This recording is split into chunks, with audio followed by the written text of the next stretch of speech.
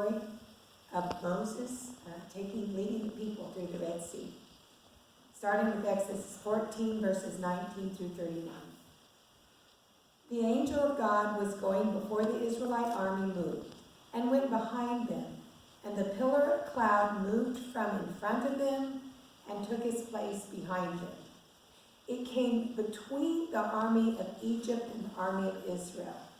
And so the cloud was there with the darkness, and it lit up the night, and one did not come near the other all night. Then Moses stretched out his hand over the sea. The Lord drove the sea back by a strong east wind all night, and turned the sea into dry land, and the waters were divided. The Israelites went into the sea on dry ground, the waters forming a wall for them on their right and on their left. The Egyptians pursued and went into the sea after them, all of Pharaoh's horses, chariots, and chariot drivers. At the morning watch, the Lord in the pillar of fire and cloud looked down upon the Egyptian army and threw the Egyptian army into panic. He clogged their chariot wheels, so they turned with difficulty.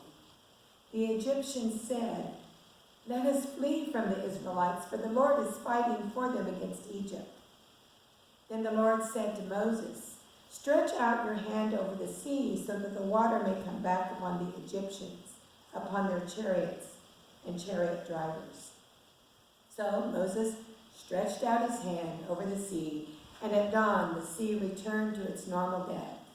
As the Egyptians fled before it, the Lord tossed the Egyptians into the sea. The waters returned and covered the chariots and the chariot drivers. The entire army of Pharaoh that had followed them into the sea, not one of them remained. But the Israelites walked on dry ground through the sea, the waters forming a wall for them on their right and on their left. Thus the Lord saved Israel that day from the Egyptians, and Israel saw the Egyptians dead on the seashore. Israel saw the great work that the Lord did against the Egyptians. So the people feared the Lord and believed in the Lord and in his servant Moses. This is the word of God for us as people of God. Praise be to God for his word.